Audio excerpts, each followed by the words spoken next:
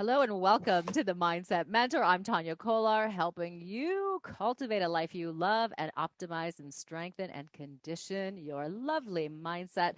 Hope you are having an absolutely phenomenal day. Now, we all have those days where life gets tough, things get hard, the challenges are, right there in front of you. And in those moments, it can be really difficult to lose faith, to lose trust in that things will get better. So, on today's show, I want to talk about faith. My guest today is going to take us on her journey of how she was able to strengthen her faith through some of the challenges that she faced. And in fact, she turned her faith into a business. She is the owner and founder of Building Christian Roots. So, she chose Christianity as a way for her to build her faith and to move forward in a positive way with a very strong mindset. Now, of course, for anyone listening, perhaps for you, you agree, and that's Christianity as a root for you. Perhaps you call that, a higher power. You're more spiritual, perhaps, versus religious, or perhaps you have your own religion that you want to strengthen. So, what you're going to hear in this hour is really going to help to inspire you to bring back that faith in yourself, faith in humanity, faith in that things will get better. So I want to say hello and welcome to Olivia Kay. Olivia, it's a pleasure to have you joining me here today on the Mindset Mentor. Thank you. Hey, I just want to say thank you for having me. It truly is such a pleasure to be here and share this space with you. And I just want to thank you and your listeners for being here, but for you to really create the space for us to come together. Oh, thank you so much, Olivia. It's absolutely my pleasure to do that. I love to facilitate great stories and messages and, uh, ways for people to really, appreciate that, hey, if someone else can do it, they can do it as well. And I think we all learn from each other. So it's such a gift to be able to share that.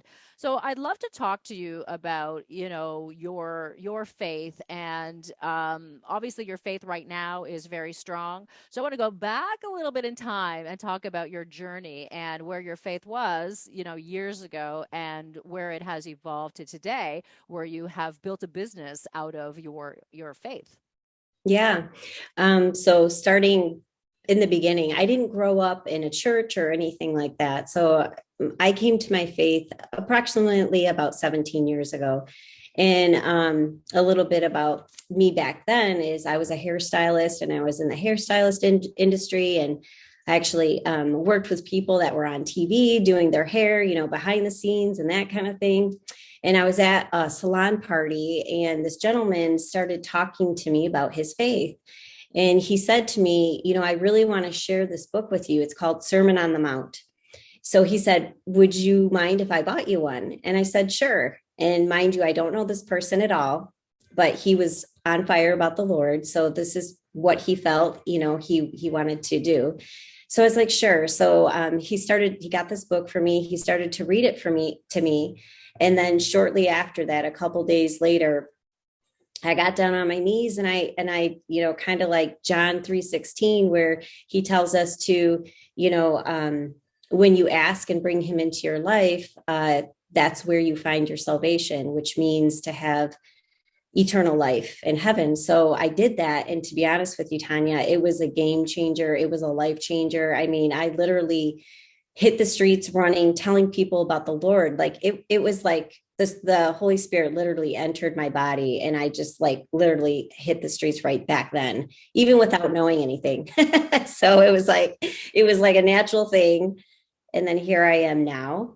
But there's a little bit more that I can tell you if you want. Do you have any questions, or should I Yeah, keep going? yeah, no, absolutely love to delve in a little bit deeper, but it's really interesting because I think that a lot of people can relate to that feeling, that intuitive nudge, or the right people show up at exactly the right time, Yes. and I know in my own journey, it could literally be one sentence from an absolute complete stranger that can change change your life in an instant. Sometimes it just deeply resonates with you, and you're meant to, take notice, to pay attention. So I love that you said yes to a book that was presented to you. I Yes. think oftentimes in life we have a tendency to say no to things. And if we can just switch that no to a yes, be open to what comes in, it can help to guide us. But I do believe that it's important to trust that guidance, and whatever that guidance looks like or feels like to you, that could be that gut instinct. You feel that the butterflies in your stomach, or you get the chills, or, you have that, the clairaudience or the clairsentience, however that comes to you. I do believe that it is important to take that next step and move forward. So yes, I'd love to hear more. Go ahead, Olivia. Yeah. So at the time I was a yoga teacher back then. And it was difficult not to bring it into the studio, although I didn't speak of God, but I just talked, basically shared what was pouring into me as I spent time with him, and in like the joy, the natural peace, the natural seeing things like the glass half full instead of half empty type of thing. And, like you said, I knew at a very young age that there was something. I knew of God, but I just didn't have that relationship. And it was like from that one thing that I said to the Lord, it was literally like that. And it was that change. Then there was another radical change. And it was, fast forward several years later, and it was the passing of my dad. So back in 2018, the beginning, 2018, February 13th, actually. So I know many can relate to this because it's life. People die. And what happened is I lost my father. So hopefully I'll move through this without having any emotion. Usually I can talk about it and be okay. But you know what? Hey, listen, if the emotion comes up, that's reality. And so many people feel that. And, listen, it's all great. Would love to hear your story. Okay, perfect.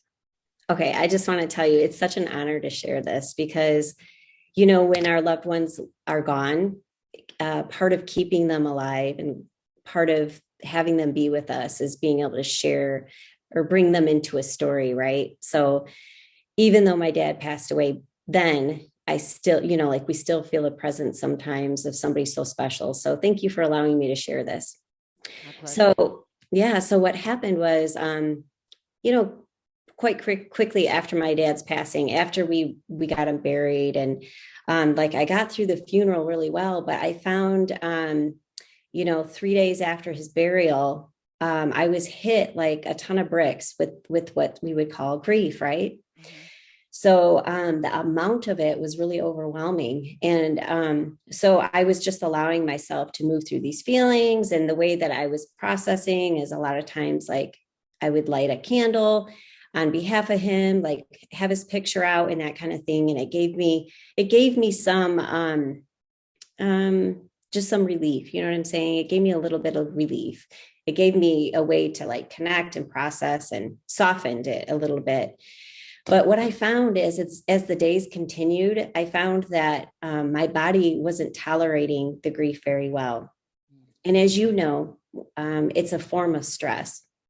And as you know, that people, process stress differently, right? So the way that the form that it was affecting me was I was literally not able to function very well, which kept me in bed quite a bit. So I became so sensitive that sounds would be like a very loud, like an irritant to me. Like it was such a high level of stress. You know what I mean? Like to me, like let's say music playing, it was like, oh my gosh, like everything started to be too much. And I found myself day after day after day, like having to be in bed, not being able to get myself out of bed or being able to get up and just do small things. Like at the time, I am homeschooling, homeschool mom, responsible for my kids' education and not even physically able to get out of bed. And so what ended up happening through that process is I kept focused on the Lord and the way that he dealt with me, and he called me away. And oftentimes, like I relate this now, I didn't realize when I was in it, but now I relate it to 40 days and 40 nights in the desert. Jesus was called away into the desert 40 days and 40 nights. And if I were to add up the amount of times that I ended up getting on a plane and heading to Utah in the desert by myself, I found myself in quiet, alone with the Lord. And I felt like he was really preparing me for something all the time that I was there. And while he was taking me there, and while I was spending this time with him, I knew he was going to get me through it. I just didn't know when. Yeah, to have that strong feeling that you're going to get through it can make the world of difference, from not being able to function and to get out of bed and do the daily activities, or whether that again is homeschooling, or whatever activity people do every day on a daily basis. It's different for everyone, but when you're so grief stricken, it can really be completely devastating. And you talked about that hypersensitivity to your environment, and again, that's the body giving us a key signal, that listen, something is not right. We need to take care of the self. And I think that grief can be emotionally overwhelming, and in fact, sometimes physically debilitating. Now, of course, it's really important to take care of, our body, mind, and spirit. When stress is activated at a very high level, we start to really erode the physical body as well. Can certainly decline. So that can lead to dis-ease in the body. So we need to focus and really take control of our mindset in those times, and just try to connect with the self, and recognize that you are so important and integral to your day, and you obviously want to optimize every moment. And when we are so grief stricken, it can be really hard to do anything, right? So just remember that grief is a process, and I'm not saying that you get over grief, but it does transform. Time has a beautiful way of helping and to heal. And again, you can reach out to friends, to loved ones, professionals, and maybe it's going to be the Lord for you, depending on what your faith is. That could be Allah, it could be Kuan Yin, it could be the universe, that higher power, that higher spirit that is there, or just a presence, that feeling good. And so I encourage everyone to just remember that life is a cycle, right? We're on this journey, and when we're experiencing the lows, it will get to the highs. And when we're on those highs, we experience a cycle, and we will come back to those lows. So remember that you can get through anything, as devastating and as hard as it may feel. Know that, again, it is a cycle, and you will get through these hard times. Yes. Yes. One thing that was really amazing through this process, and I really felt like it was a divine meeting every time. So each time I would go on this trip, I would have several people that I would meet. Um, well, whether it be on the plane, whether it be once I got to Utah, it was like everything, every time I went, it was a divine meeting. So I built up these friends along the way, and it's been really such a blessing, because I'm in contact with, Megan, who I met that first time. And ironically, she had just lost her husband, like within a month of my dad. Then the last time I was there, well, the last like 2 times ago, it was Norma, and she had just lost her mom. And ironically, I really feel that the Lord has called me to sit with these people. Oftentimes they may have faith, maybe they don't have faith, but we come together collectively, and we've been in touch ever since. In the very last time, it happened to be Sally, and she's really about, because one of the things that you and I have in common is the mindset. And Sally's really interested in the mindset. And, like we've really been, working collectively on that since I've been back from this last trip. So, Mhm. So yeah, I think that's lovely, because you've met three women who you've all helped each other through that grief process. And for anyone out there, join a support group, because please don't do it alone. You're adding more stress, and it can be very weighty and feel so heavy. And to feel alone is not a good feeling, right? So there are many avenues, again, to reach out to friends, to colleagues, people that you trust, and then or who have gone through a similar journey can really help to, bring some relief and reprieve to those dark days. So we're going to take a break here on the Mindset Mentor. I'm Tania Kolar. You are listening to Olivia Kay here, and we're going to take a break and be back on Sauga 960 AM. Hello, hello. This is the Mindset Mentor here on Sauga 960 AM. I'm Tania Kolar. It is a pleasure having you join us today, where we are helping to strengthen, condition, and always optimize your mindset, because you were meant to live an extraordinary life. So today we have Olivia Kay joining us. She's my special guest who is sharing her journey and her strength in faith, and how faith has really been instrumental in her strong and powerful mindset to move forward through the challenges of life, which of course we can all relate to, those wonderful challenges that can sometimes be overbearing. So let's continue the conversation. Olivia, welcome back. It's great to have you here on the Mindset Mentor. We talked about your journey, and you had met some women along the way who you each sort of helped each other through the process of grief. And throughout that, you maintained a really positive mindset. So I want to talk about mindset and the connection to leadership. So leadership, obviously has a different meaning, in the context of our lives. But I think it's also really important to remember and foster self leadership. So let's talk about your journey with leadership and the connection to mindset. Yes, absolutely. One thing that was awesome is I did find myself in the process of my grieving process is diving into mindset. Like I dove into it, and that led me to leadership. So very interesting how that works. But I wanted to touch base on that a little bit as well, because it's a love of mine, as I know it is yours too. But so I wanted to bring to the listeners' attention that a leader, it isn't always somebody who's standing forward like Tania and I. It looks different. Like you might not think of it, but even being a parent, you're leading your children. Being a teacher, you're leading your children, you're leading your teaching, but you're leading these children. Or if it's adult, if you're teaching, you're leading. Another way would be as a friend. Like as a friend, we lead each other. Sometimes, hopefully, there's that back and forth. Like when one falls, the other one leads, and that nice way. Same thing in marriage. You're there to help lead and guide each other. So a mother is also a good example of a leader.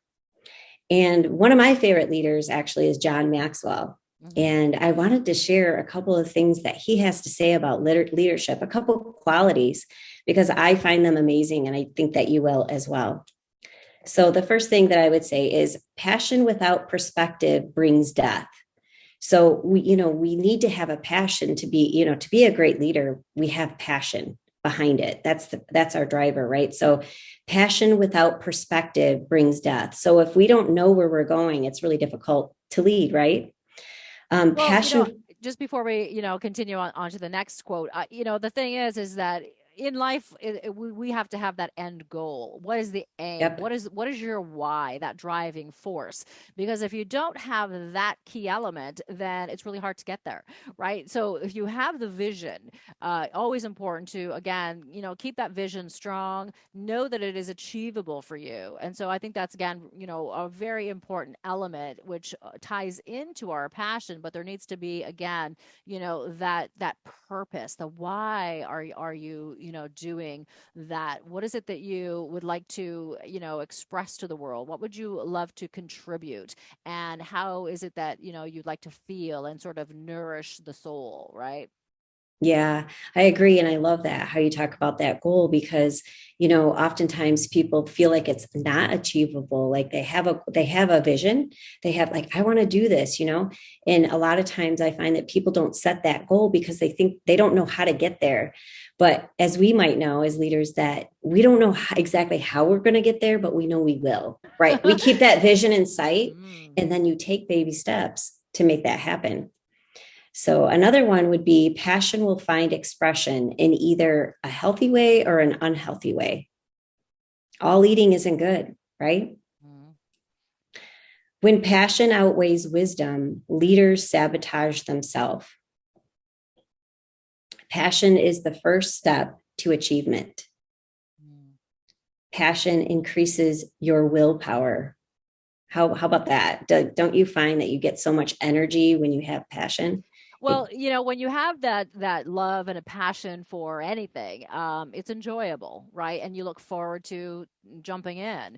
And oftentimes work becomes play, and it's enjoyable, and it does give you that sort of momentum. And I think that a lot of people are stuck in the sort of a 9 to 5 daily grind, and in jobs that they don't love. So I always encourage people in that case, obviously, reality happens. We need to pay the bills, right? We need to support our family, and there's responsibility, along that chain. But when you can, do any small act that's going to help to bring that passion or to remember a dream that you had, and that could be taking, a little bit of time for yourself, for a hobby, a passion that you love. So when you can reignite and bring those passions and those desires to life, then having to do those 9 to 5, the daily grind, is not as taxing on the mind and the body and the soul when you can, again, just maintain that passion. So, people who have given up on a dream, I again really encourage you to never give up. Try to do something in another way. It's a different perspective of looking at things, right? There may be a childhood career that you thought you were going to pursue, and the time has passed, maybe even decades, and you think that's not a possibility. But what else? What was the feeling that you wanted by having that career? Try to connect with that feeling through another action, through a hobby. But it's important to, take a step forward. And I think, that is the key, is to not give up and to be able to again, know that there is this beauty in taking action. And there's a quote that I love, which is by Martin Luther King Jr. I'm going to just read it here for you. So, faith is taking the first step, even when you don't see the whole staircase. And that, I think, is what prevents so many of us from taking that first step, because it's terrifying when you're full of uncertainty, and you think, well, oh, I can't do it. You're stuck in a comfort zone. But let's remember this: nothing truly extraordinary ever happens in a comfort zone. So stretch your mindset. Think of the possibilities that are available to you. And even if you're terrified, take a little tiny step and do it anyway. I remember, I was always afraid of heights. I had a fear of heights, and I did this walk across a bridge, super high up. Can't remember the exact height, but I mean, I'm talking seriously high. And I thought, okay, I'm gonna just do it. I will take the first step. So I took the first step, and I took the next step and the next step. Now my legs were shaking, and I was sweating, and I was terrified, and I got to the end, and then I had to come back. And by the time I came back, it was like I was a different person. I was a yeah, completely different person, because I broke the barrier of fear that kept me captive in that moment. yeah. And if you just take that first step, there's a whole other world for you that you can really, embrace and allow that good to come into your life. Yeah, I absolutely agree. And I love that. I share that fear. I don't know if it broke for you, but I did, actually one of the times when I was in Utah, I had my oldest son there. And for him, I was like, I have to do this no matter how fearful I am. I Hmm. rappelled over the side of, this great big mountain. Hmm. And so it didn't take my fear of heights away, Hmm. but I had to have that faith. I had to have that trust. And when it comes to, like goal setting, thinking, what is keeping somebody from fear? It's making that mistake, right? Like, don't you find like, but what if I mess up? Hmm. Um, you're gonna mess up, and oftentimes it's messing up and messing up and messing up, and that's how you get better. But you have to still take that leap of faith. So thank Yeah. you. Yeah, I think it's affirmations are a very powerful thing. Sometimes we just need to check in and make sure that we're not doing a negative affirmation over and over, like I can't do Hmm. this. This is not for me. I'm not good enough. I'm not worthy. I don't deserve. So there's things that we say to ourselves that keep us from actually taking action. So it's really key to sort of check in, with the thought pattern and your language. Your language is very indicative of what is going on in your life. So keep an eye out for that. And again, we want to strengthen the mindset and condition, because we want to have the best life possible, and without standing in our own way. And for me, oh my gosh, I mean, I spent decades standing in my own way. So I Hmm. get it. I get it. Hmm. It took a long time for me to figure out, my negative language and patterns. And I know a lot of the listeners right now, they know they've got those patterns, and you can absolutely change that. Remove those blocks to the greatness, remove the blocks to your success, remove the blocks to love, and remove the blocks to happiness. Again, it's just a matter of strengthening and conditioning, and being open and willing to change. Now we're going to take a short break here on the Mindset Mentor. We're going to continue the conversation. So stay tuned. We'll be back right here on Sauga 960 AM. And welcome back to the Mindset Mentor. I'm Tania Kolar. Such a pleasure, as always, having you joining us today. Today, we're focusing on faith and how to strengthen your faith moving forward in some of life's toughest challenges. Now, of course, we always experience challenges because, you know what? Listen, we're human, right? So we've got a nice range of emotion, and life throws us those curveballs and sometimes big giant basketballs and all kinds of balls. So it's really important to try to find those moments in life that can bring you a little bit of reprieve from the weightiness and the heaviness of your challenges. So we talked a little bit before we took a break with my special guest, Olivia Kay, who is the owner and founder of Building Christian Roots. She actually has built a business out of her discovery and her strength, through her faith. So she's helping to share that with others. Now, for you, it may be the universe. It could be God. It could be Allah, Kuan Yin. It could be a myriad of things, or even just intuition. Following that intuition, knowing that you have that strength inside of you, knowing that there's a higher power, if that's what you believe in. But it's really important to make sure that you give yourself some TLC. So I wanted to talk about self care, Olivia, because when we are experiencing challenges, I think the first place, that we, neglect is the body, the self. We put a lot of attention sometimes into other people, especially, I mean, you were talking about the grief process and how, that affected you. But what did you do for self care, and what kind of tips can you help the listeners with? Okay, thank you for asking. And as far as self-care, I really loved what you said, and I encourage my listeners to do the same thing. As far as a couple of minutes ago, you were bringing up, like, how are you talking to yourself? You were talking about checking in, and one of the things that I encourage my clients to do, and actually I said this morning, putting your hand on your heart, just checking in and saying, how are you feeling? Like, really just taking a moment to recognize what's going on. Okay. Because oftentimes we're so busy that we don't even have time, or we don't make the time. You have to be very, like, or so you ask me, what do I do?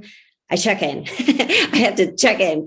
And the other thing that you were saying is, how are you speaking to yourself? Because the Lord tells us that life and death is in the power of the tongue. So you're actually speaking wisdom right there, because we can be our own worst enemies Mm-hmm. by the way that we treat ourselves, by the things that we say. And it can be on a daily basis. We can look in the mirror. We can just constantly be telling ourselves what we don't like about ourselves instead of what we do like about ourselves. I have a friend, and who has a habit of saying negative things about herself. So every time I caught her saying something negative, I would say to her, "Okay, now you have to say three things that you like about yourself." Right? Mm-hmm. Three things. Mm-hmm. To override that negative pattern.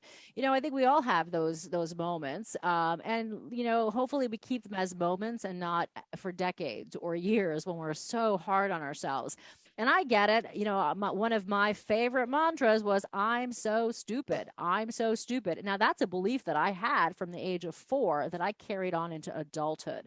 And it's ridiculous. And when you start to look at and challenge some of those beliefs, then we start to go, well, wait a second. Well, that's not true. That is, a stupid belief. I'm Yeah. not stupid. It's a stupid belief.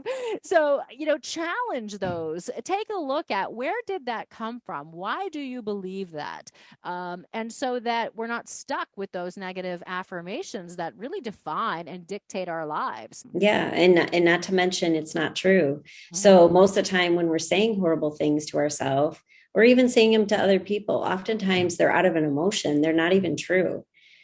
So as far as the self-care goes, routine, like that is so crucial for everyone, really. We're creatures of routine, but what is your routine? Is it a good routine, something that serves you, or is it negative? And for me, like making sure that I work out every day or get my body moving somehow. The mindset, like what am I saying to myself in the morning? What are my accomplishments? So that was one thing that was really important to me, making sure that I'm drinking properly, like water. And what else do I do in the morning? Of course, that I spend time with the Lord, because that's the biggest thing that will fill my spirit. It'll make me available, not only for myself, but for others. Um, Having friends that you can laugh with. And I'll tell you, I had a prayer. I'm not kidding you. Like I thought this so long ago, like for myself. Okay, this was even before I was Christian, actually. I can remember going, I just want to laugh more. Like what is with me? Like I don't laugh enough. And I'll tell you, that prayer has been answered. I'm not kidding you. Like, was it 2 weeks ago?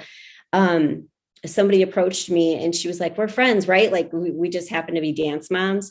And she's like, let's make friends out of the situation. She happens to be a comedian and she and I have spent time together and I have laughed so much with her. I can't even tell you It's awesome. Laughter is so good for the soul. how much laughter she's brought to me. So it's been such a blessing. But rest, rest, not just physically, but rest of the mind, shutting your mind down. Like sometimes you just need to put a good old movie on, right?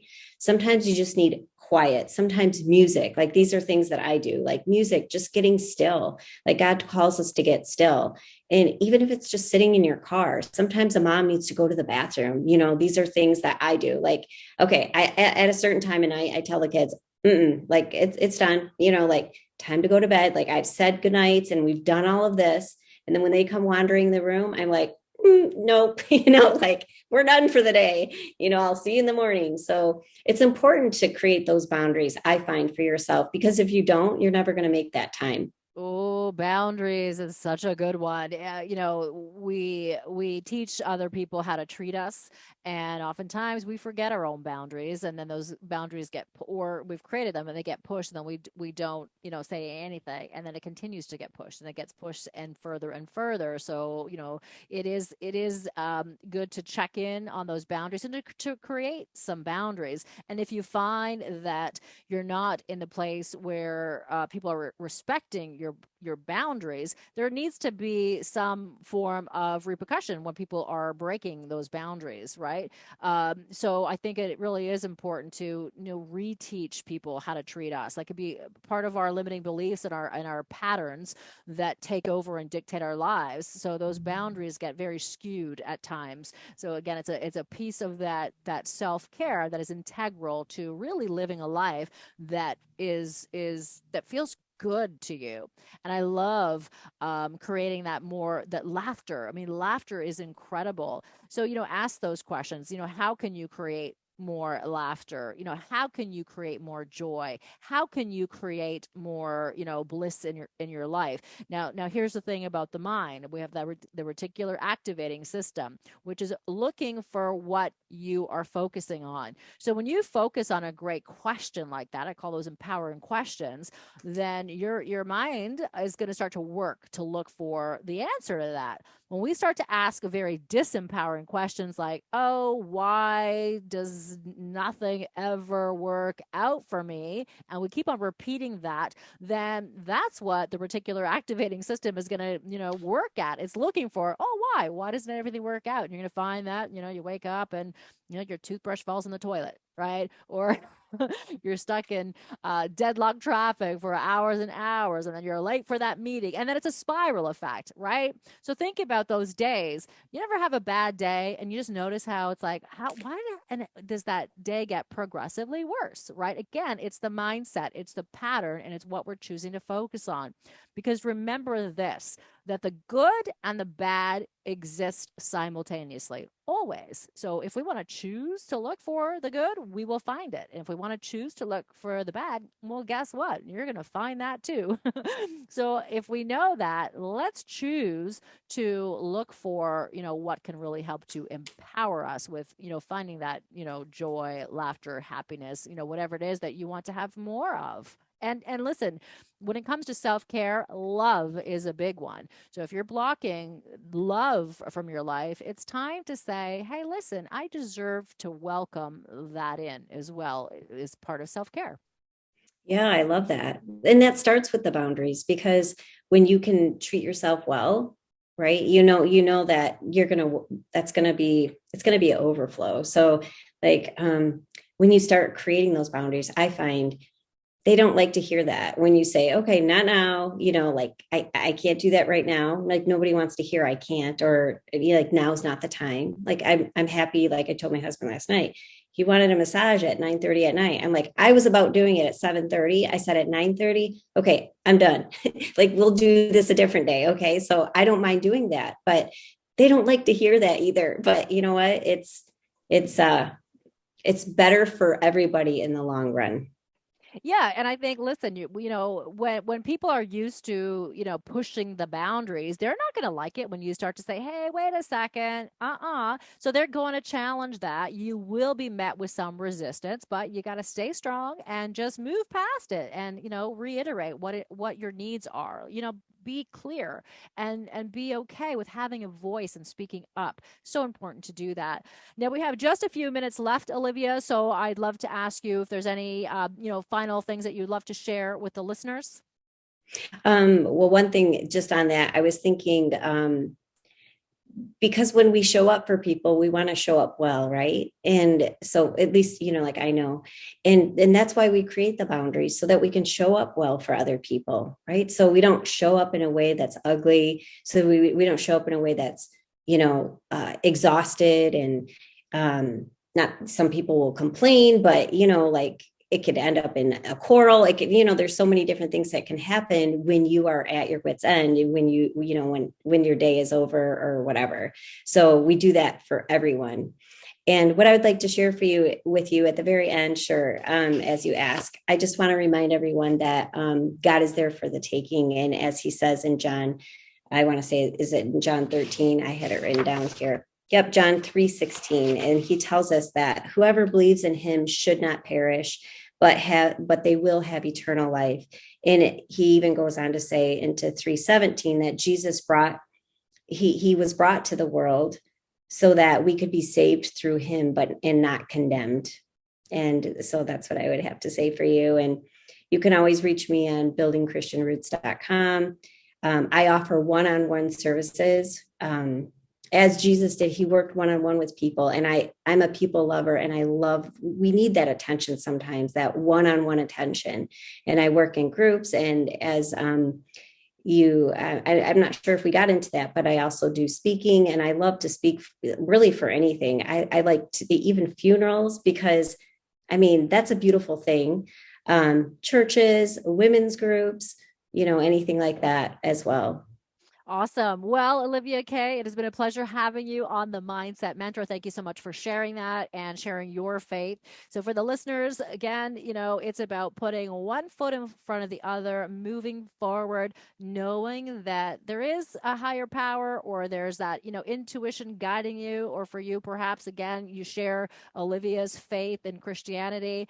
There's a myriad of, religions out there, and find something that works for you, right? It's all about what is right for you.